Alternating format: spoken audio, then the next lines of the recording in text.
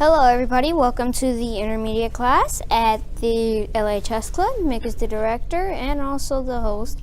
And he is having a tournament later.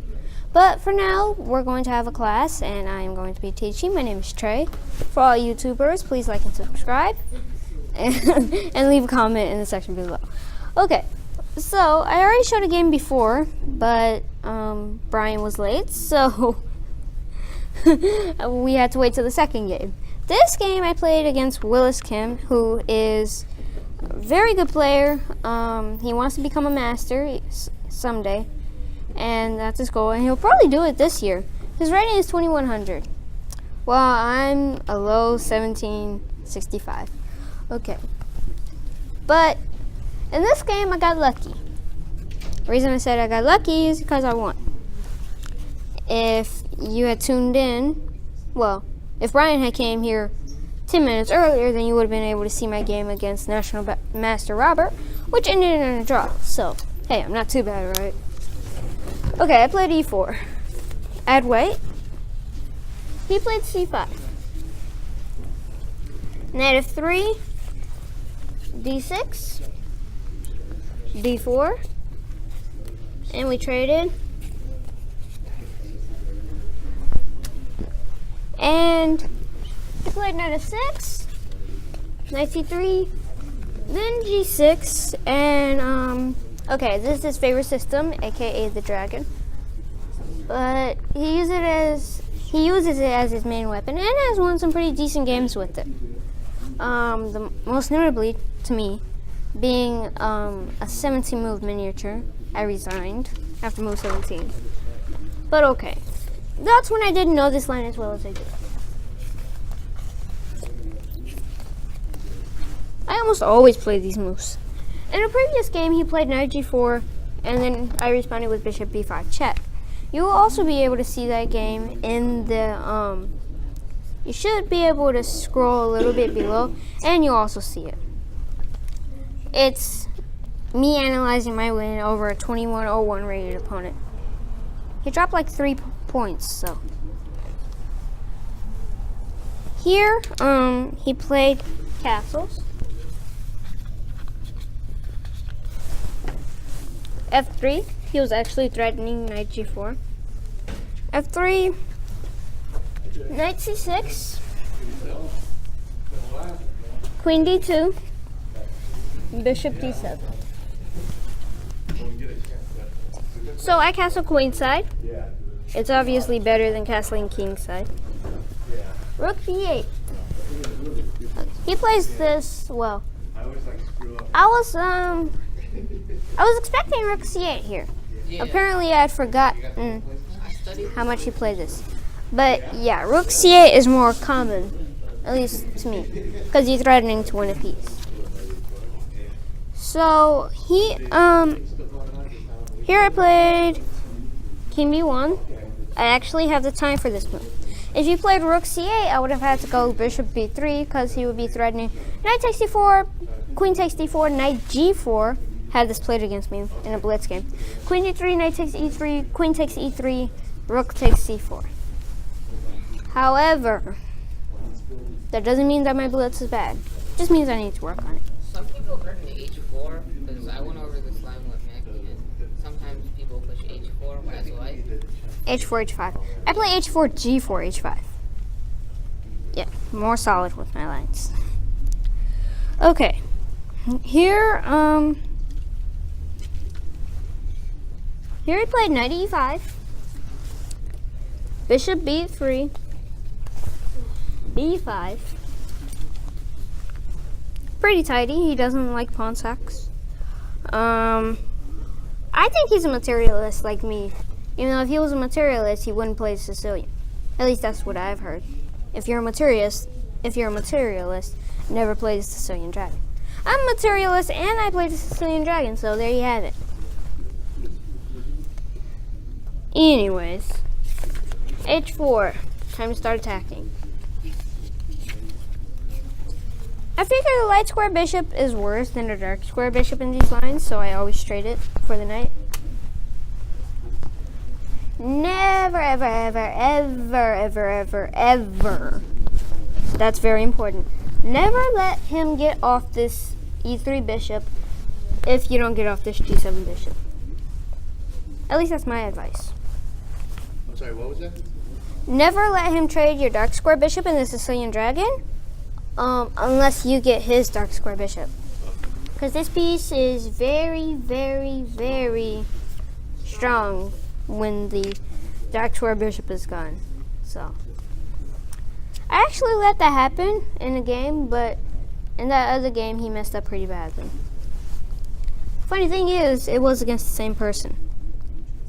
What you played? Black played Queen D6 later. Yeah, it's my move, so I play bishop h6. Yep. And he played queen b6. Yeah. Mate threat. Okay, So b3. I don't have anything better than that. Queen c1 loses to bishop takes h6. Knight a4 loses to bishop takes a4. And so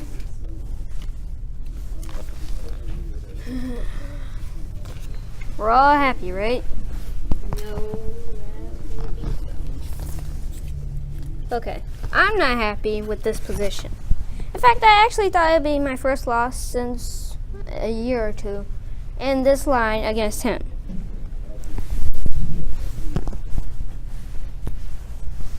However, I was wrong. Whew. He played queen b4, knight d5, and we traded. So now he can go for the draw or he can go for the win. I like this position because all three results are possible. I could get my attack going with g4, h5, h6, g6. He could get a counterattack going with a5, a4, c3, queen a3. Or we could just settle for a peaceful draw. That being the least likely. I'd already won a game, which I'll show if we have enough time.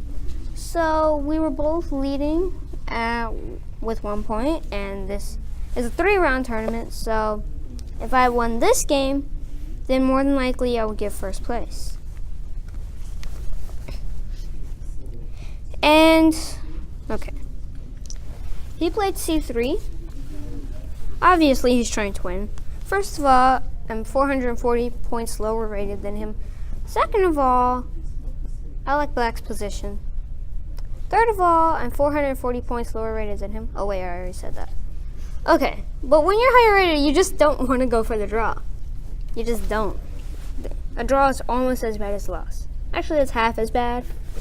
Okay, but some higher rated people have the mentality that if I draw, it's almost as bad as a loss, or is as bad. Some people don't think that way though, which is good. However, I played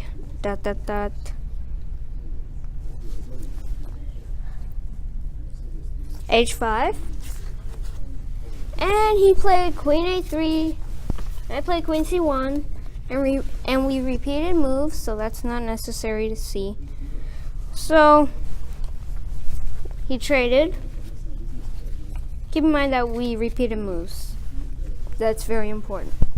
Oh. Yeah, he played queen b4 and I played queen h6, and he played queen a3 and then I played queen c1. I'm like, you want to draw? He's like, no. And Mick comes in. You guys can't talk during the game. That didn't really happen, but basically I was offering a draw with my keep going queen h6. If he had repeated again, I would have claimed the draw. But lucky for me, that didn't happen. So I ended up winning. Yay!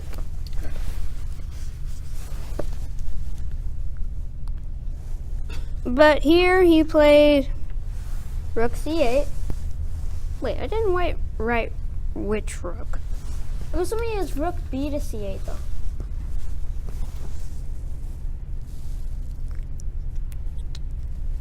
Please correct me if I'm wrong. Okay. Rook d3. No, wait.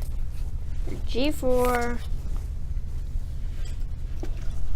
Rook c5. Now the pawn can't be defended, except for knight e2, which is too passive. And being a tactical player, I search for a tactical solution to this tactical problem. Very tactical. Pawn not intended. Okay.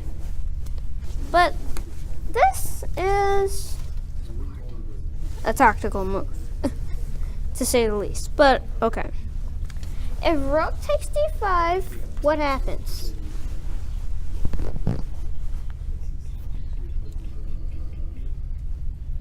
What's the best move after rook takes d5? Oh, The best move after rook takes. Yes? move your knight on d4 to 6e. e6? Oh no, No, because the bishop No. will protect the rook when he tries to take the rook. Or the pawn. Knight c6 fails for the I same would say reason. just h takes g. Yeah, it takes g. Which I was about to say. So you're threatening knight F5. f5. Knight F5 right now. Yeah, knight f5. Right now. H takes G works, but then he can insert E5. Oh, I see. Then you're forking. Okay. So knight F5 is the idea. Right, because he has 3, but you have 1, but it's a pawn. And I'm also threatening E7. And he plays rook to E5. Yeah. And then rook E5, which I didn't calculate that far. But now looking, I have knight H6, I think. Okay. But he didn't go for this. I can go F4 here. Okay, black is probably winning. H takes G here, and now, yeah. So to conclude, that leads to a very unclear line that I definitely didn't calculate all the way through. My main analysis was rook takes d3, knight takes e7, check, intermezzo. Yeah, that was my analysis. And he believed me. He didn't call my bluff and say, okay, you know what, I'm just going to take the pawn. He played rook c8. Rook f to c8. So I took on g6. And he took back. Nice juicy opening on h5. I know, right? Only problem is I can't really take advantage of it. And this game lasted 75 moves because he never gives up. Wow. Oh yeah, this is. But I think this is because he is a 2100 and I was a 1700 at the time. So he's like, I'm not losing to somebody who's 400 and 50 points slower rated than me. I'm gonna keep playing and hope for a stalemate. In other words, I'm gonna force him to prove the win. Not very sportsmanlike, but hey, it happens.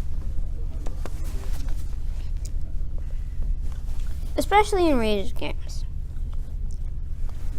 But okay, rook e1, actually threatening this. King f8.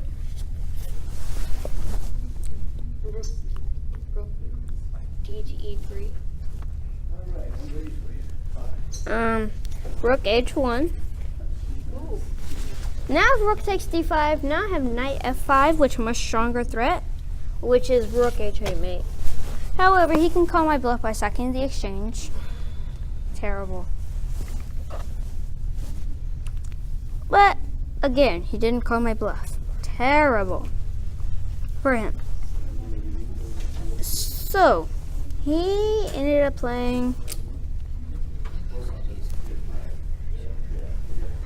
a5, trying to invade on the a file. I put it into that with a4. And rook b8. Now I can play knight e2 without having to worry about bishop b5. Lucky me. Rook b to c8. Finally write the letters correctly. And here I played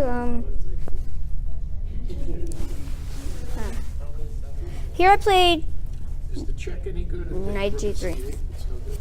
I'm not sure if it's any good. Because then you could take the pawn at c3. You got rid of his double rooks. No. Well, yeah, check on HA. But, king g7, bishop takes, knight takes c3. Because the knight's still at e2, you can take the pawn at c3. Once you get that pawn at c3, you win. I don't think so. Because he has bishop a6. And then now I have to go rook e3. And then my rook is denoted to a passive position. And the knight has to stay there defending the pawn, so. I don't know, but the king can come up. It's just everything is. Once that c3 pawn is gone, it's just an easy win. Maybe. I prefer to win the hard way, though. Yes. Always the hard way. I'll remember that when I play you next time.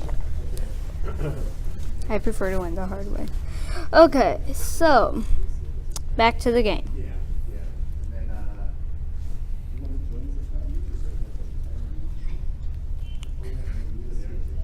Okay, sorry.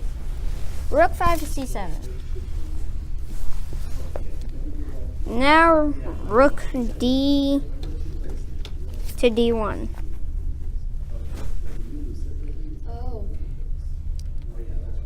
Oh wait, my rook was already on d1? Yeah. Oh, no wonder. He never even gave me the chance to check on it. No. Thank you. Makes sense now. Yeah, the king was already on g7, sorry. I missed a move. After rook e1, king h8, rook h1, he played king g7, FYI. So now I played rook d to e1, trying to get him to go back to f8. Please, please go back to f8. And he said nope. Denied. Bishop e8. Claim denied. So I was like, okay, you know what? I'm gonna push f5. f4, f6, f5, bishop f7, pawn takes g6, bishop takes g6, knight f5 check.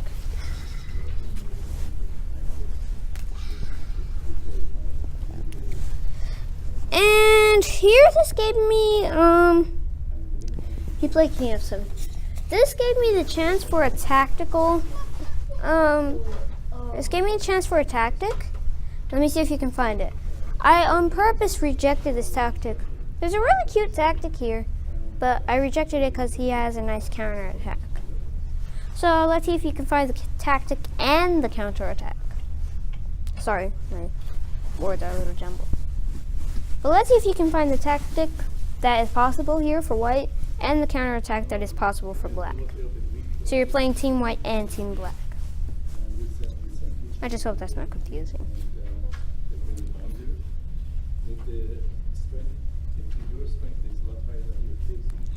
Anybody over 1600 should be able to solve this very easily. If you're under 1600, don't feel bad. But still try to solve it. Rook to h6. Rook where? To h6.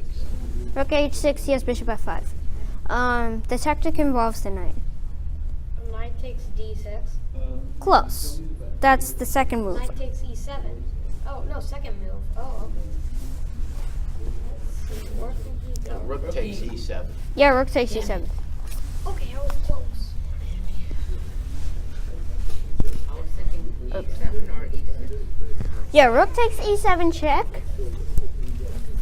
which is a very nice tactic that you might try. Rook takes e7, second move of the combo, Rohan. Knight takes d6. Yeah, knight takes d6 check. And notice that it's forking these. So if he goes king g7 here is best, knight takes c8, and now the counterattack. Oh. Time for the counterattack. Dun, dun, dun, dun, dun, dun, dun, dun, Rook to e2. Yeah, rook e2 wins the c2 pawn. But even though this probably wins for white. I didn't calculate the variation completely because I just saw rook e2. I'm like, oh, okay, whatever.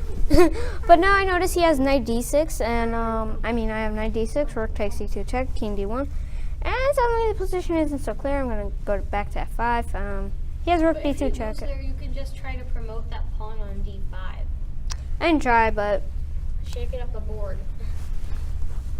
this guy causes problems. Uh-oh. So, So basically, you'd be trading a queen for a queen in this case. anyway, the tactic wins 2 pawns, but then he gets one back, and it leads to insane complications, and that bishop becomes very powerful, so I'm like, okay, screw that. Yeah, even though you would get queen, she would also. I decided not to do that in case you're wondering why the knight jumped from c8 to f5. In case you're not wondering why the knight on c8 jumped to f5, well. Okay.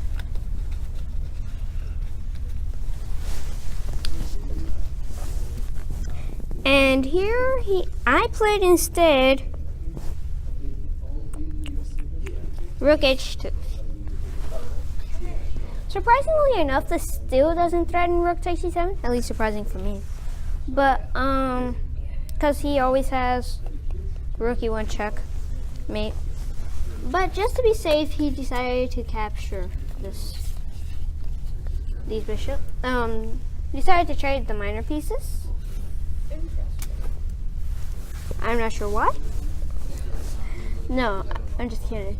But yeah, I was gonna double the rooks on e2 and then powerhouse down the e file like it was nothing. Knock on the Black King's door. Yeah. Hello, king delivery for the king. And the king's like, I'm coming. And then there's a trap waiting outside. So, none of that. And we ended up getting some pieces traded off. And we played rook g8. Because I was threatening rook h7 check. Played rook g7. So I was like, okay, time for trade, right? Now, I think the pawn ending is winning for me because I have b4. But then he has the b3, so my king is stuck to the square. But yeah, if I could get the rooks off the board, I would probably win. Even though he can swap off. Okay. So I played rook e3. He played king f7. Oh. With hindsight, the best move would actually be rook g3 to cut off the king. And if he tries to go for the pawn ending, again, after the rooks get traded, I play b4 and stuff. You win. You're right. But I played king d1, Time to get this king yak. rook c5, King yak. rook d3, king g7. Now the king comes out. King e2, king h6, king f3, king g5, king e4. The kings are very active here. Oh, I see what your next move is. What? Is it going to be king to d4? Yeah, something like that. Alright. Now time to get down to serious business. He played king g4, rook to d1, king to g3. He's trying to like get some zigzag situation. Rook g1 check. Bad idea. King f2. Rook to g7! Hooray! Rook c7. Now this rook comes alive. It was a mummy at first. King d3. King f3. Rook g8. King f4. Rook a8. If he had played rook c5, then I would respond with rook a7, and the position would be probably drawish. As it is, he was impatient. King takes f5. In my opinion, this is a blunder. You know, it could be a later blunder. Rook takes a5. Toss. Now he went for king. He went for king e5, b4, f5, b5, and now rook to c5.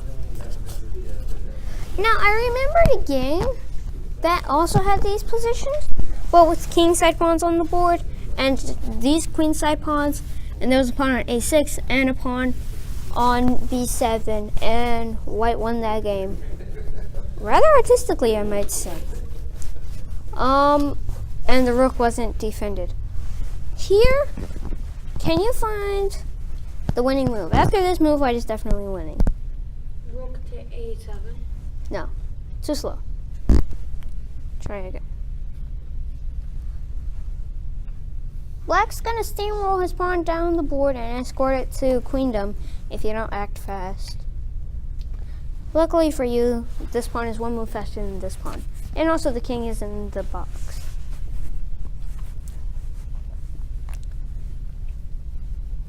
I think this is a move that Willis missed, so I won't be surprised if none of you can get it. I saw you do it, so. Yeah. Say anything. King e3. Mm-mm.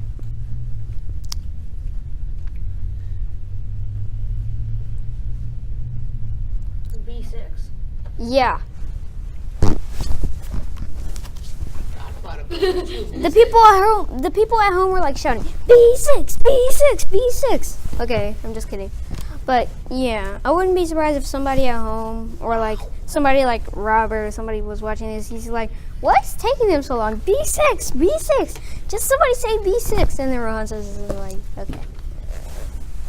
What happens after rook takes rook? Oh. B7. B7. And the pawn queens. Because this pawn just so happens to be covering the square b5. I double check this, triple check this, quadruple check this, Quintuple check this, whatever that is. quintuple check this. I checked this like 7 or 8 times just to make sure that b6 worked. Huzzah. And it did. So, He rejected. he was like, what? He was like, what? What? C8. Now he had to play rook c8 if he didn't want to take the rook. Like, b7, rook b8, and he started playing fast here. Rook b5. This is just totally lost for Oh, black. the a pawn marches off. Yeah, that's all there is to it. King can't make it. So f4, I know the king has to circle all the way around. If the pawn was on a2 and then pawns could only move 1 square at a time, then he might have a chance. But since the pawn is on a4, then yeah. Here he played f4 and a5. 2, 3, 4. I think he was a little hopeful, even though he knew he would lose. I could play a7 here, I see you go. but that's queen. very risky. a7 is risky because if f1 queen comes with check. And he takes the rook.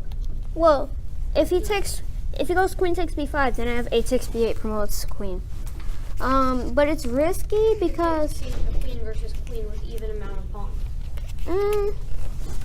it's just risky because he queens first, so he can play king a1. Now, would you just move e? That would hurt. Well, if I go a7, then he goes f1 queen. Yeah. So you have to go to e2. Yeah, king e2. Rook b1 also works, though. But But yeah. Rook f8. So now, which is better? Promote a pawn queen or king f1 or rook b1? Which one is best? I like rook b1. Rook b1 is good, so is king f1. I like king f1. King f1, yeah. King f1 because it completely stops the promotion. Yeah. King f1. If you're trying to lose, then you will play b8 queen. Yeah. King f1. So, yeah. You have to guard the f1 square. b8 queen loses because f1 queen check. Check. King e2, rook e3 is mate. Or queen f3. So, I play king f1. Now falling into that last little trap. Now falling into that last little trap. And even though he had like 30 minutes on his clock, he started playing fast. He was blitzing on his moves. I think he missed a couple chances.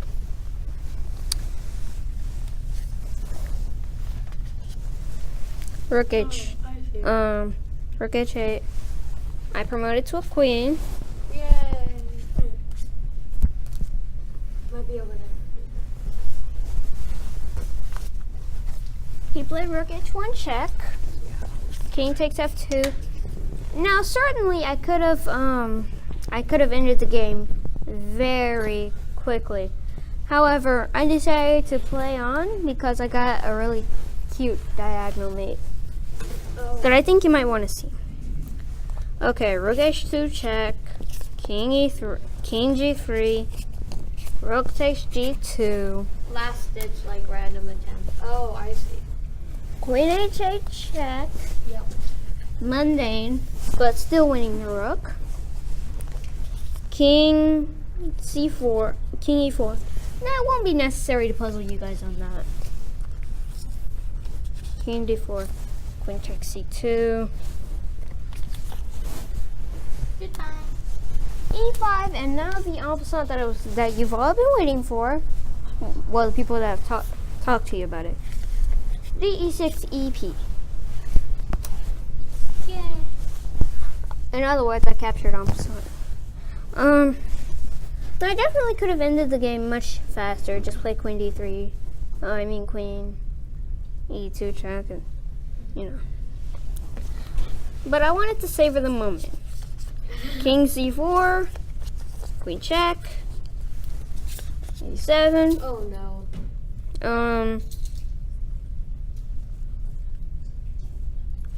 But Tremil goes for this double. d5, Another queen. another queen. You need a rook, right? Yeah. It's over there. Oh. Thank you, that helps. Put it upside down. Now c2, and I will have fun listing with you all of the mates. Okay, first, E8 and queen to h8. that's the one I played. There's also queen at e5, queen at e3, what else? The other queen to e3. Queen 8 to e3, queen 8 to e5, and that's funny, there's only 3 mate in ones. Basically, anything that covers c3 while keeping the king. How about queen to d? How about queen to d2? Queen d2 doesn't work, king c4. Let's see. But you also have the fun queen 8 to e2, which is checkmate. What to e2? Queen 8 to e2, this queen. However, I just play queen h8. The diagonal check. Now he's at 2100, so he said he played like an amateur after this game. So, yeah, and he went on to have a terrible tournament, losing to the very person I won against in the first round. Do we have any time left? Nope, we're 5 minutes beyond. Okay, that works. So hope you guys enjoyed the class, and see you next week.